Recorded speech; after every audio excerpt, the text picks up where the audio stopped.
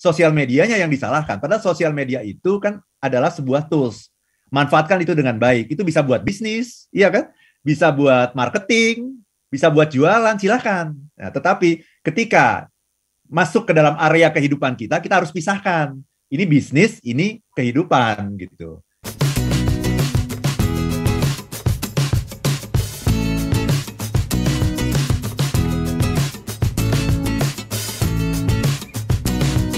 Ini ada misi, saya punya anak ya, masih kelas 6 SD, Pak Arfan.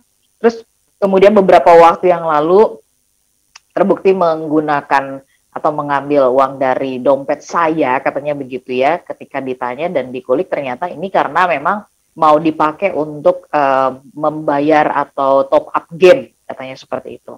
Nah, kemudian saya memberikan hukuman, handphone tidak lagi boleh dipakai, jadi sekolahnya menggunakan handphone saya, begitu. Ada perbedaan, Parvan sekarang tidak memegang handphone, jauh lebih bisa diajak bicara, karena attention-nya lebih full terhadap perbincangan saya dengan dia, katanya seperti itu. Berarti, apakah kemudian kalau untuk bersenang-senang lebih baik tidak diberikan, atau bagaimana ya menurut Parvan? Dari Ibu Tristia, silakan. Terima kasih Mbak Ola ya. Saya kira saya juga pernah mengalami nih sama anak saya nih, ya anak ketiga saya itu, ya karena kecanduan games dan sebagainya, akhirnya ketika diajak bicara gitu, diajak ngomong saja dia sudah merasa terganggu gitu. Apa sih gitu? Jadi dipanggil namanya saja dia sudah apa sih gitu? Iya ya. Betul. Nadanya begitu ya, kurang lebih hampir sama ya Pak Arfan ya. Iya, nadanya udah meninggi gitu. Apa sih? Jadi sebenarnya dari kata apa sih itu, dari intonasinya itu dia merasa sangat terganggu gitu karena sangat asik sekali dengan gamesnya ini. Jadi memang setiap anak itu punya yang namanya maturity, Mbak Ola, kematangan. Ya. Penggunaan sosial media atau handphone gitu, smartphone itu juga membutuhkan kematangan gitu. Ketika kita belum punya kematangan, sebaiknya jangan diberikan smartphone.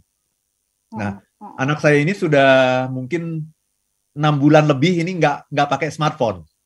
Ya. Anak ketiga saya ini ya. Udah 6 bulan lebih nggak pakai smartphone. Dan alhamdulillah sekarang udah bisa diajak ngobrol.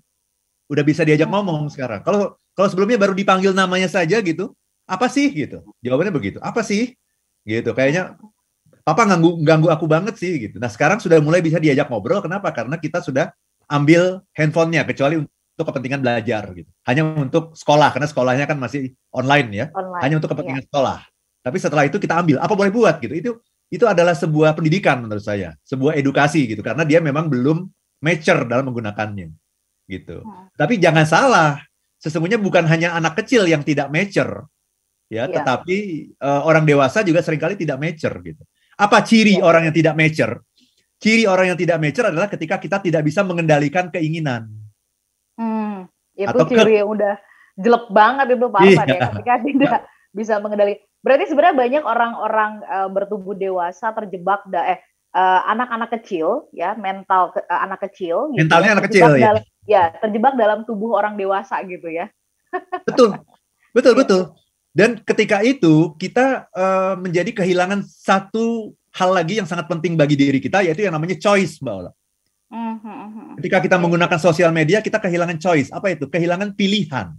Seolah-olah itu kita tidak punya pilihan lain selain kepoin orang, ngelihat statusnya orang, ngelihat lagi nanti ketika kita kepo satu status, nanti dia akan bersambung ke status berikutnya. Ya, ketika kita melihat likes-nya, oh ternyata di likes orang itu ada si X yang kita juga kepingin tahu juga mengenai dia gitu. Kita akhirnya jadi dari satu orang ke orang yang lain, ke orang yang lain lagi gitu. Seolah-olah kita kehilangan yang namanya pilihan. Apa itu pilihan? Bahwa kita bisa memilih untuk meninggalkan ini dan memulai pekerjaan atau aktivitas yang jauh lebih bermanfaat juga secara jangka panjang. Seolah-olah kita tidak punya pilihan, itu tuh tidak ada, seolah-olah pilihannya hanya satu, terus kepoin orang ini gitu atau kepoin status ini gitu. Itu Mbak Ola. Jadi selain tadi attention hilang, itu satu, yang kedua choice juga hilang. Itu juga bahaya sekali itu Mbak Ola, ketika orang kehilangan choice gitu. Iya. Pak Arfan, karena Pak Arfan bicara tentang choice, sebenarnya kan sama seperti makanan ya, seringkali dituding membawa penyakit bagi diri kita gitu. Tapi makanan itu tidak akan jadi penyakit sepanjang itu tangan kita tidak memasukkan ke mulut kita tidak mengunyah begitu kan. Kita menelan Dan yang paling fundamental, kalau otak kita nggak memerintahkan, ya kita kan nggak akan melakukan gitu ya.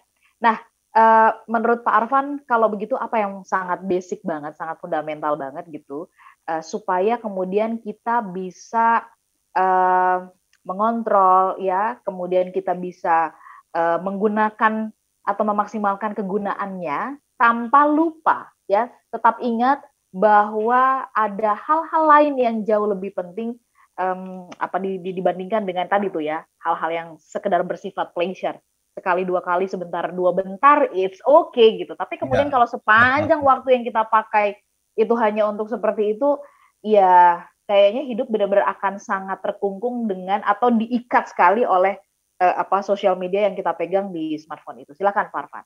Ya, ini diikat tapi merasa senang gitu.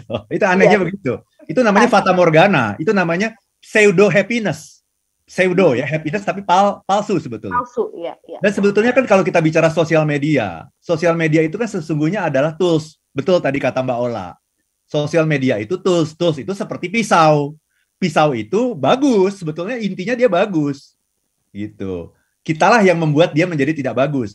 Kan kalau pisau buat motong kue kan bagus, pisau buat motong daging kan bagus, tapi pisau buat nusuk orang, nah itu kan nggak bagus. Nah, tapi kita seringkali menyalahkan pisaunya yang disalahkan gitu.